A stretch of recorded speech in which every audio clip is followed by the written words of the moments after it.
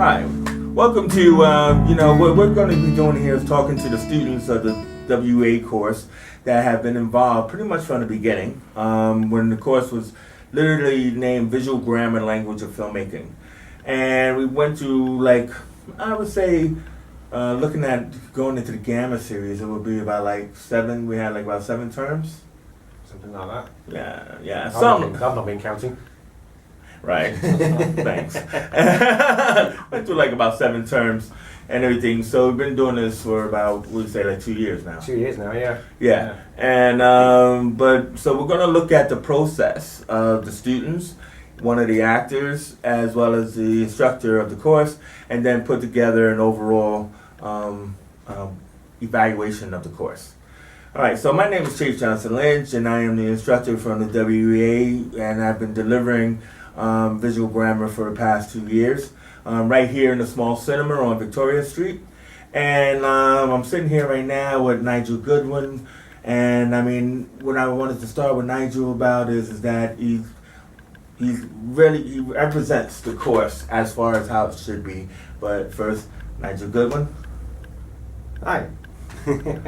So, Nigel, as I said, what I want to do is kind of go through everyone's origin story.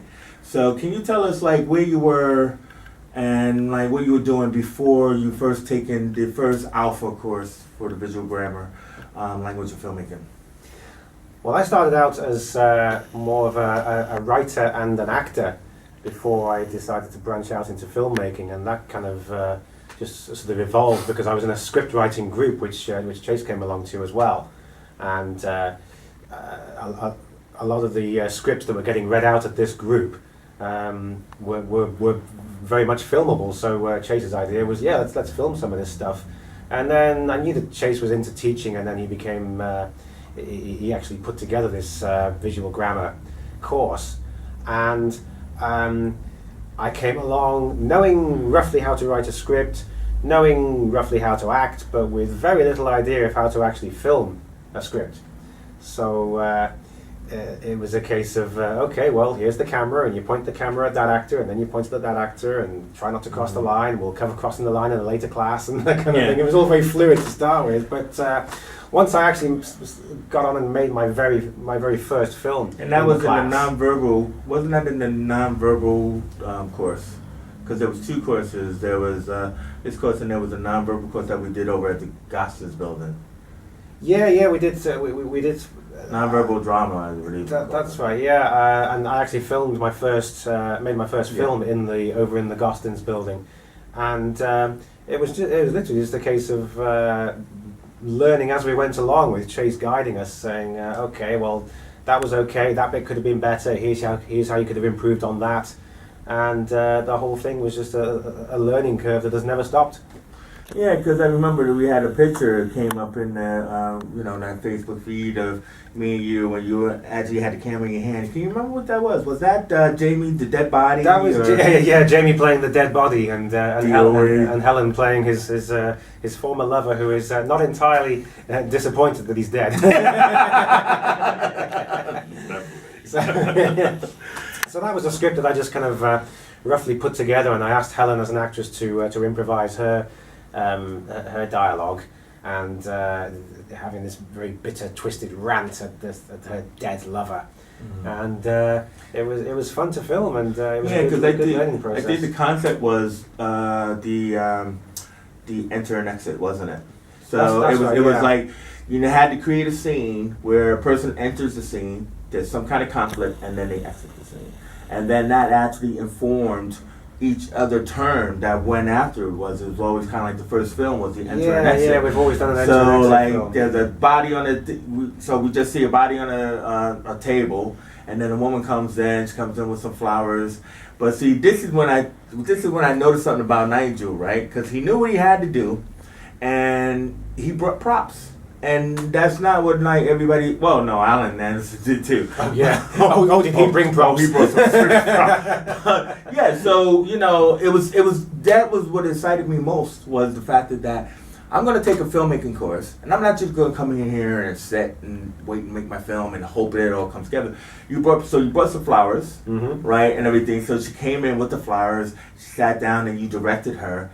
You know, like, she started picking the leaves off the flowers. Yeah. She didn't, like, beat them with the flowers, which would have been nice. She didn't do that. You can always think of something better after you've made your film. And then she asked it. So that was, like, your first film. Yeah. And what I particularly remember about that first film was that was the first time that I'd really communicated with an actor. Here's what I want from you. And before that, I would have been... You were the actor. I was the actor. I was used to being told what to do. I wasn't used to telling other people what to do. So how was that process for you to be able to do that, to step into the director's chair? It helped that I'd already done some acting, so I knew what I wanted to hear from a director. But to actually flip it around and be on the giving end of the instructions myself was that was quite something else. And it was a big confidence builder as well, I'd say, because I would have had no idea how to communicate with an actor before, but knowing that it was basically up to me to say, okay, here's my vision for the film, here's what I want you to do, I was in the hot seat. I had to communicate it, and I think luckily I did okay, and then Helen did a fantastic job. So before we move on, let me just also talk to you about being an actor, because there's a process that Nigel Goodwin goes through. Right, you know, when it's like he's asked to do scenes, and you kind of like often have to play psychotic parts or bad guy parts, or you're typecast a little bit. Yeah. But tell us about your process. I think what you mean by my process, Chase, is when the glasses come off, we go. and the hair goes back. Because then, of course, once the hair is off the face and you can see the whole face, then I can fully express myself. I can. You know, do the scary look or do the happy look, whichever, whatever is required. So rarely the happy look. Occasionally the happy look. Usually I get typecast as the bad guy. But yeah, I mean, my initial training as an actor helped me to get into the process of preparing my character, and so flipping it around and becoming the director, I then had to help the actors who were going to be acting in my films. I had to help them prepare in a similar kind of way. So I had to communicate with them exactly who the character was, what their roughly what their background was, and what kind of thing, what kind of performance I was expecting from them. So being an actor certainly helped me to become a director. So now, what I'm probably going to do, what this inspires me to do, is I'm probably going to do some video drop-ins as of what we're talking about, because because we're going to talk to another actor in the course, but not just as a director in the course, you were also an actor in the course, and typecasted like we just said. But as we move through the various different alpha, beta, chi, delta, you're often asked to play these significant, sinister roles and everything. So can you talk about maybe what were your favorite ones?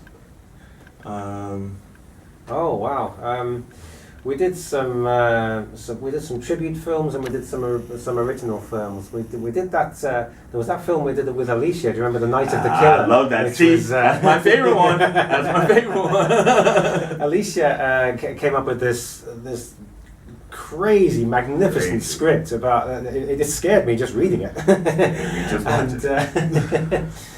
So she asked me to play this kind of psychotic killer who's you don't actually see the murder in the film. You see the killer getting ready to carry out the murder, and that was a really scary thing, having to dig down into this guy's psyche to see exactly what makes him tick.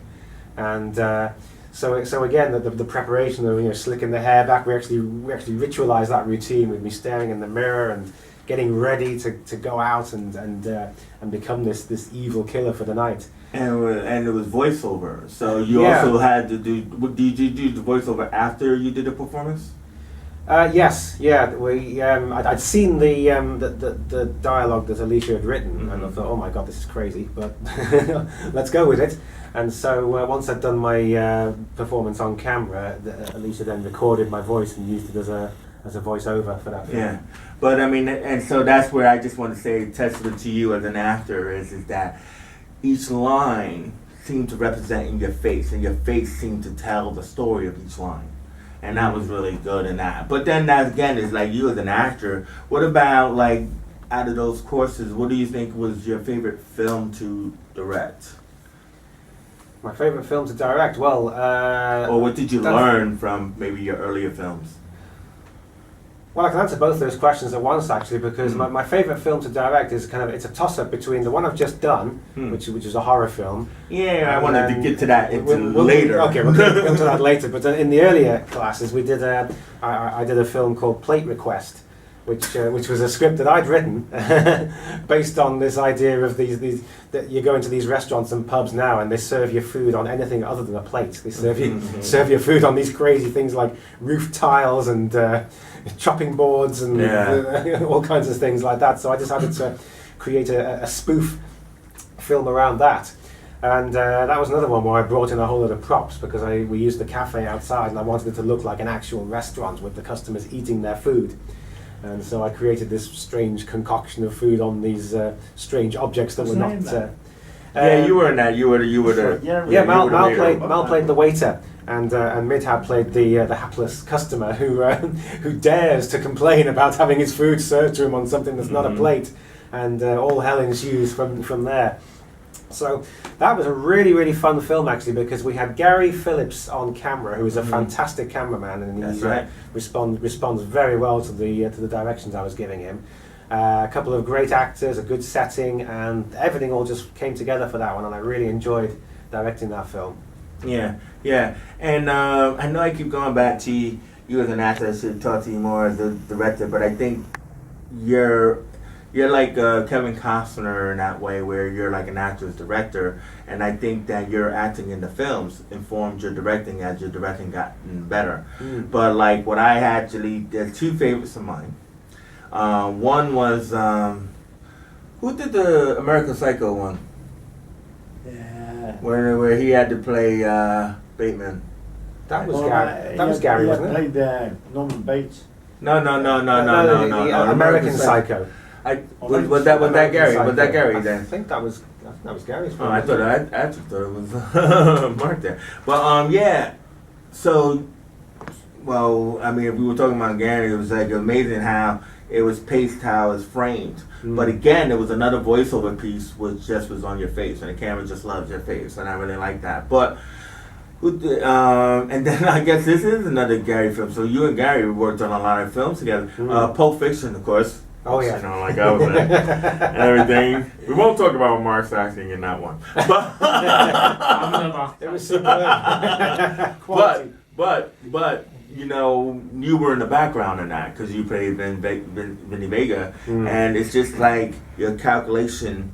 What should I do back here? You know, and everything I thought was mesmerizing. So moving back into the director chair. So as we move swiftly into making the films, we also participated in another course, which was the editing course.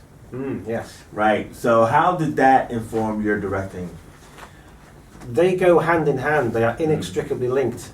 Chasers often use the phrase directing to edit. So in other words, the director has to think shooting to edit. Yeah. So the director has to think about before and during the filming process, how is this going to be edited? So what shots do I need to get this edited in the right way?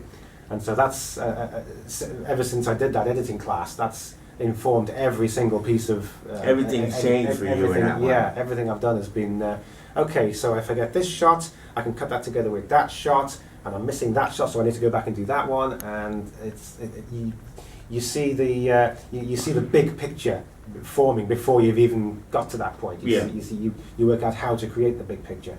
Yeah, because it was like, but also too is by participating in that, you also started to develop different skills around paying attention to voiceovers, you know, diegetic sound, and everything, which also moves us further into how you've grown as a filmmaker, because your films, you started to like shoot films and then started adding things in. So when did you first do that? Was that when you first started doing that?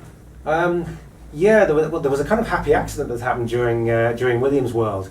In that we were shooting in here, and there was an event going on in the cafe just next door, and it was a very loud, noisy event. So, William was played by Mal, and the daughter was played by Rachel. Rachel. Both of them were giving wonderful performances, but they were being drowned out by this horrendous noise from next door. So that's when I decided, okay, well, we can just re-record the sound. So I got the actors to come back in, and we went into a quiet room and re-recorded their dialogue. And it made the absolute world of difference. So nowadays I tend to think in terms of I'm probably going to replace the sound on this. So how do I go about recording sound in a way that's going to sound good in the film, and not be the kind of mess that could end up from you just shooting it and then not doing anything with the sound. But it was in the editing mysteries course that you brought the film in, and then you actually learned how to actually do the ADR sound. Do you remember that? Like when we actually sat down and cutting it in, syncing it up, and and putting that together. And that is what I'm trying to say is that you start to move to the top of the class because you actually put more effort into what it is that I'm supposed to do as a director. You were one of the students who had a book, notepad, you took notes, and it's like, I want to do this seriously, and this is what you have done, and that's what I would always take note of, is that, oh man, I'm just writing it down, and everything, and it showed in your work. So if we were to look at your filmography, it has a steady climb, rising up. So that brings us to your latest film, which you said we would talk about, which is my wait, let me do it. The Cinema of Doom. God. You got the better voice than me for that. That's what I said. Yeah, so this latest class being a horror class, the assignment was to create a suspenseful, scary horror film based around the themes of phobias. What is the character really scared of? And claustrophobia is, of course, is a fear that lots of people can relate to. And as luck would have it, right underneath the small cinema here, in the backspace there where the projection booth is, there's a crawl space, a very, very tight crawl space, which is dark and it's a bit creepy. And I thought, let's put the actors in there. Let's have them crawling around in this crawl space.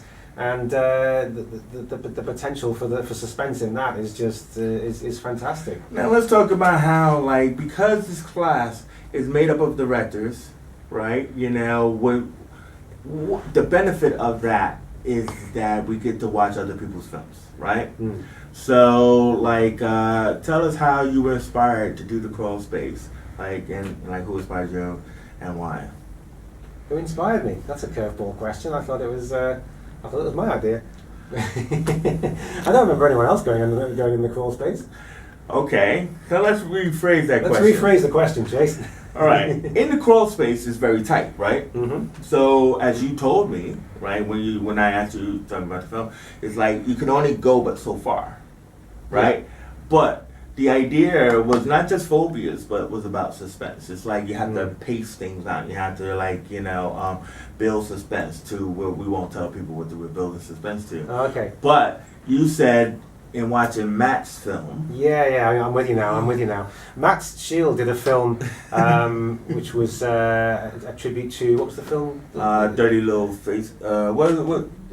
Dirty Little Faces. Angels with Dirty Faces. Yeah, he did a tribute to that, in which a character that's played by Jamie Bixby is being led along a corridor to the execution chamber, and the actual space that was available for shooting was only probably about 7 or 8 feet long, but Matt, with some clever editing, managed to make it look as if the corridor was going on forever, just by kind of filming one segment, filming another segment, going back, shooting the feed, shooting the fade, alternating between these different shots.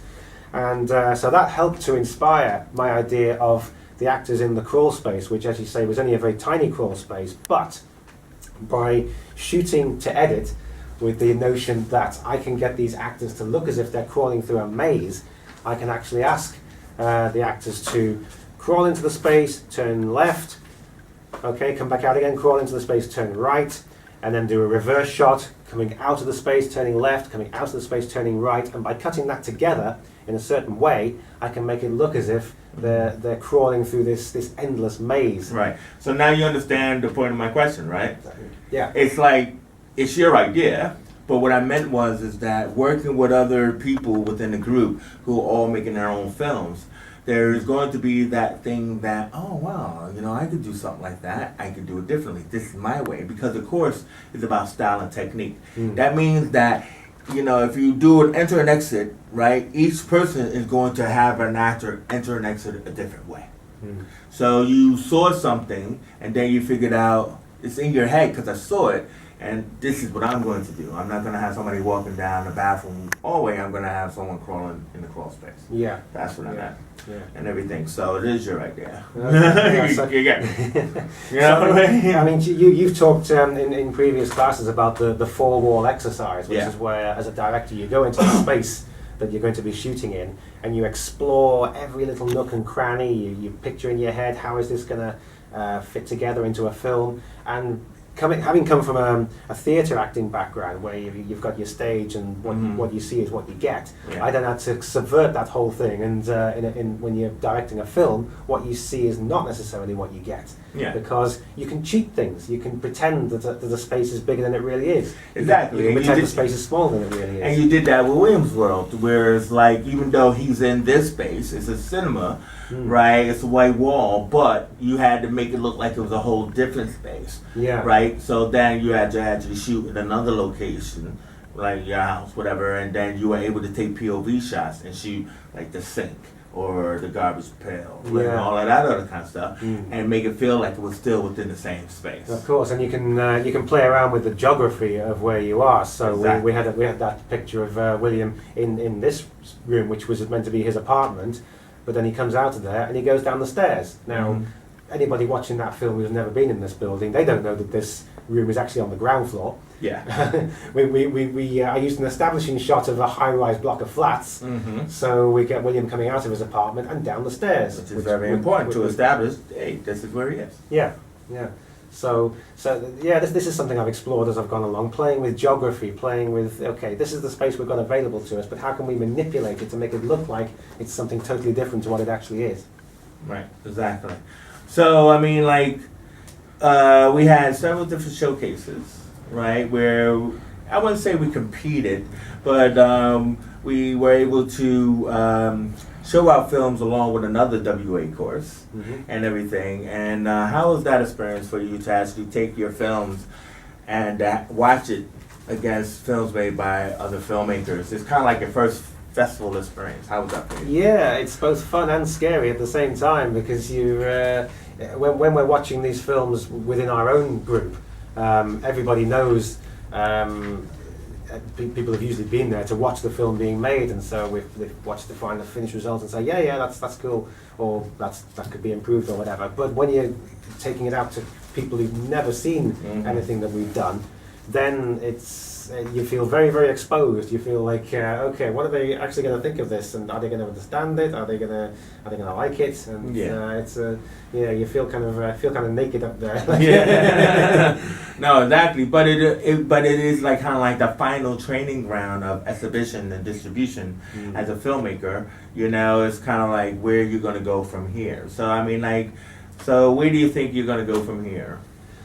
Oh gosh, onward and upwards, hopefully, because now that I've learned these various techniques of filmmaking and sound recording and editing and everything, I hope, I like to think that my films are becoming more convincing and more realistic, so that when I make future films, that I'm not going to be relying on people to kind of suspend their disbelief and say, I know we're in a cinema, but try and imagine it's an apartment. Next time I'll actually shoot in an apartment. We'll make the settings more real, make the situations more believable. So we carry on like that. Well, I just had to say, thanks for the interview, Nigel. And again, I feel that as a person who represents the course, from where you began to where you're going, I mean, you're definitely like one of the top students of this course, well, if not the top student of this course, because of all the different things you put into it. Like, that means into your own learning process, into your own education and research, but also into actually applying, going into the editing course, which again was informative to you, which only proves that, you can't just take like the one thing. And I remember, like, when you came in, when I started off with style and technique, and you're like, well, my style is static shots, Not anymore. So the thing about it is that can you end off with what your style and technique is? Wow, that's a killer question to end with, Chase, because Well, not if you're going forward and forward. yeah, I like to think that my style and technique is that every frame is a picture, is a kind of art. If you freeze the frame, hopefully at any point in any film I've made, hopefully, touch wood, but hopefully the film, hopefully that picture is a picture that you can just look at and say, cool picture. Or that's a Nigel Goodwin shot. Yeah. Good pick that did. You know? Thank you very much, Nigel. Thank you, Chase. Well done.